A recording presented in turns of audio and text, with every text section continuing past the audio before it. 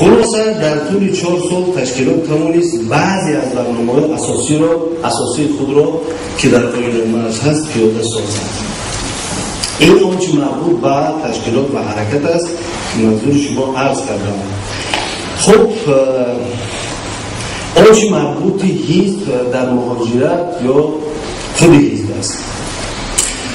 میدونید من از اون ناراضیم که بعضا وقت اعضاهای حزب را تعدادشون رو 40,000 نفر میگویند.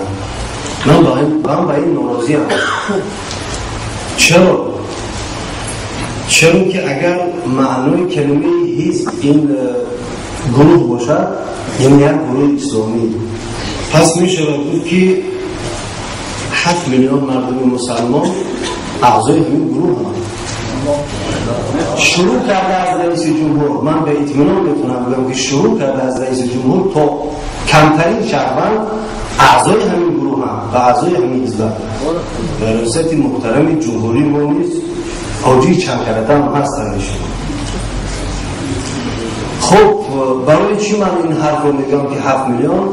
ما شب و روزهای انتخابات در اینجا قرار داشتیم و همراه استاد کبیری گشتیم و دیدیم که واقعا مردم طرفدارن، واقعا مردم آواز دهندن و خودی شماره‌های انتخابات رفت انتخابات دلیل این واقعیت هست که ما یعنی حزب نظر واقعا حزب منطقی است و آواز مردم رو گرفته بود. خب پهنه‌های سیاسی هستون ما کار نداریم آنچه آنجا شد، ولی آنچه بود ما دیدیم با چشم خودمون. حزب در مهاجرت امروز درست است که مهاجران ما بیشتر سری همون شکم گرسنه‌شون فکر میدونن و دنبال قضیه ها و یا روندهای سیاسی که در کشور یا در جاهای دیگه میگذرد نیستن. مشکلات زیادی هست امروز در مهاجرت، ولی پراتیزون که امروز در خارج از کشور رفته شده است، بازم یک گروه جوانان پیدا شدن، نفرای پیدا شدن که واقعا این روندها رو دنبال میگیرن و خواهشی اعضا شدن در حزب‌ها در این روندها هستند. مخصوصا بعد از اون که یک گروه کوری که از اعضایان حزب رفتن و با مهاجرین ملاقات گذاردن، این خیلی سر تاثیر بود، خیلی بالای مهاجران تاثیر گذاشت. و میدونید چی من گفتم که همین 1 سال 2 سال اخیر قضیه مهاجرین بسیار یک سری دسته قرار گرفته است. کدام یک نماینده مجلس یا انتخاب کننده یا انتخاب شونده یا دپوتاتی رو که نمیبینی حتما در برنامهش برای مهاجرت کدام برنامه را راه انداخته است. و من میخواستم و پیشنهاد داشتم و خواهش داشتم که قضیه مهاجرین برای بخل پیر شو نشود. اینا 2 میلیون و بسیار مشکلات دارن. وقتی که شما برنامه رو اندازه میکنید شما دنبال پیاده سازی این برنامه ها باشید. من از سیاستمدارانی که این حرفا رو میزنن که هی در مورد مهاجرین نمیدونم میسوزند و میپسند، چون که باور کنید تا امروز من و اطمینان گفته میتونم که از مجلس تاجیکستان غیر از استاد کبیری کسی نرفت است از این مهاجرین که صحبت کنند. این اولین نماینده بود، این اولین کسی بود که رفت. ما همراه بودیم، رفتیم داخل اون ساختمان خانه ها سروکلاشت بود که هزاران نفران جمع شدن. با وجود بعضی از مشکلاتی که برای ایشان راه انداختن، ولی ایشان باور کنید یا تو باشد کدام 2 سال پیش رفتیم نفران برای ما زل برده کرده بودن، رفتیم زل نشد. 1000 آدم جمع شده بود، همون نزد بزرگ چیکیز خونو کردن. استاد چیکار میکنیم؟ استاد گفتن که همین بیرون صحبت میکنیم. ما 1 ساعت خودی بیشتر در بیرون صحبت کردیم و مردم طاقت همین رو داشتن که گوش کنن. ما که اونجا بودیم هر روز از ما سراغ میکنن که کبیری کل میگیره باور کنیم. و کاری که واقعا ایشان انجام دادن کار بزرگ است، کار خوب است این است برنامه زیبایی عزیز، این است بخواد به قبل روزها افکتیو نصرواتی متوجه هستید؟ برای همین صحبت بسیار است، گپ بسیار است که این مسئله نمیخوام من وقت شما رو زیاد گیرم. میخوام از حزب نهضت اسلامی من جمله از تمام سیاستمدارانی که هستند روی تضییع مهاجرت توجه زیادتر بیشتر جلب کنم. چرا؟ زیرا که آنها مهاجران روز تا روز دارن بیگانه میشوند. ما قبلا یک تندنسی داشتیم که اونا زمستان خانه می اومدن، حالا از سبب که برق ندارن زمستان خانه نمیگیرن. تصور کنید یعنی یک شخص اگر 10 سال از کشور بیرون است، اون نسبت وطن نسبت کشور خیلی به محبت میشه. شما میدونید نه؟ تمام شد. خب تشکر برای دقتتون. تشکر زیاد. خیلی بی‌ندور گفتن مسئله مهاجرین که از مسئله مهم است. فقط چند روشنی به صورت من بودم آدم که در حل مشکلی اولا اینکه تمام مهاجرین تاجیک همونطور که ما گزارش ها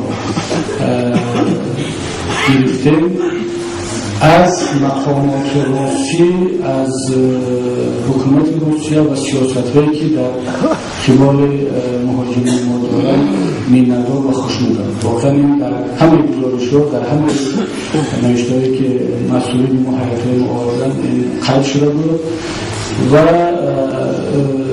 شاید به خاطر اون که یک ریسکشون رو پیدا میکنن، چون مردم ما بسیار مردم قناعت پیشه است، در حالت دشوار که زندگی دارن، ولی همون که جای کار دارن باعث است که ما در صحبتشون مینداری خشبار داریم کنن. ثانیاً واقعا طلب شده است از جامعه تاجیکستان و سیاستمداران که توجه بیشتر به آنها کرده شود و ما هم ضمن یک نامه تشکر با سفارت روسیه در تاجیکستان فرستادیم و حاضرم با استفاده از این فرصت مینداری خشبار بیان میکنیم برای دو مسئله. یکم که این هیئت‌های ما بیشتر از 10 هیئت طول 2 هفته در سراسر روسیه شرایط خوبی کار با مهاجرین رو داشتن. هیچ مقام روسی نه پلیس نه اون کسی دیگر اصلا آنها رو مانع نشد که چرا شما اومدید در روسیه و با مهاجرین با خویان جنگید. و ثانیاً خواهش هم کرده بودیم که در ادامه در آینده که ما این هیئت‌ها رو فرستاده هستیم همکاری بیشتر شد، چون این به نفع هم تاجیکستان است هم به نفع خود روسیه، به خاطر آنکه احساس ما هم همین است که شهروندان ما در غربت در هجرت بیشتر در دام بعض اندیشه ها و حزب و حرکت های تندرو میافتند.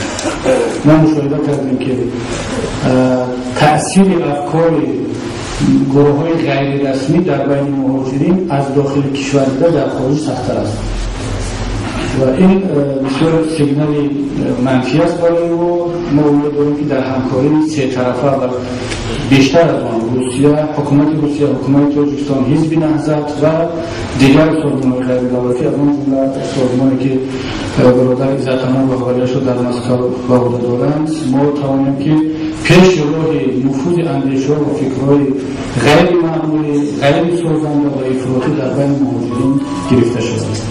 بسم الله الرحمن الرحیم. من در حاشیه شاید سخنرانی برای تقدیم رفتم، شاید ادعا باشه که تعریف باشه پیشنهاد دانستم.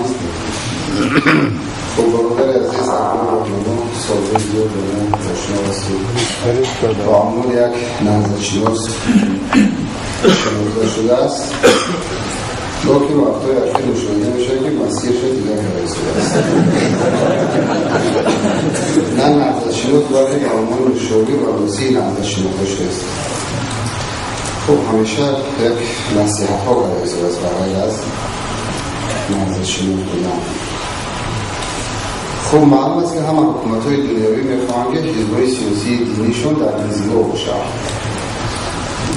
خب زیادتر ما را در انزوای فرهنگی زیادتر توصیه‌هاشون با ما همین است. چند صحبت‌هاشون شد که ما خب بریم دنبال کارهای فرهنگی زیادتر است. در داخل ما بحث‌های خیلی زیاد است که ما هنوز هم همون خیلی ملا باقی ماندیم. کارهای فرهنگی ما زیادتر از سیاسی ما کمتر است من بار اول شده زدم که انتقاد با از زیاد بودن سیاست است که کارهای سیاسی رو باید از کارهای فرهنگی ما زیادتر باشه و یک اشاره هم کردن که ما با تشنج‌های سیاسی زیادتر سرکار داریم. یک مثال نو آوردن که تشنج‌های سیاسی اخیران ما چی است؟ ما اصلا اون تشنج سیاسی از دیگه خودمون ایجاد نکردیم در تاجیکستان. همین یک مسجد داشتیم خود و خود سوخت بعدتر برگردن گرفتیم که خود مسلمان با وجوده که مسجد فرهنگ بود، نماز فرهنگ بود و همون وقتا رفته تنکید داشتیم که بسیار با همین مسجد خودبه و فرهنگ همین رو مشغول شدیم. خب نموندم که با فرهنگ رو مشغول شدیم. خب زیادتر برادر استفاده بکنه کلمه ضعیف را. من یک بار رسالت رو بگم در لکسیکون برادر نشنیدم این کلمه مستضعف هم هست در دنیا با غیر ضعیف. گفت ما را مستضعف و ضعیف نیستیم.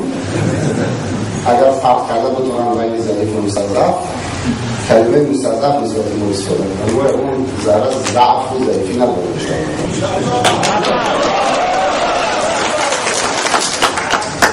حزبی که در همه جوانه‌های زندگی بود، در هجرت بود و در جهاد بود و حزبی که در صلح بود و در آشتی بود همه جا بود. مردم ضعیف و اینجا نمی روان.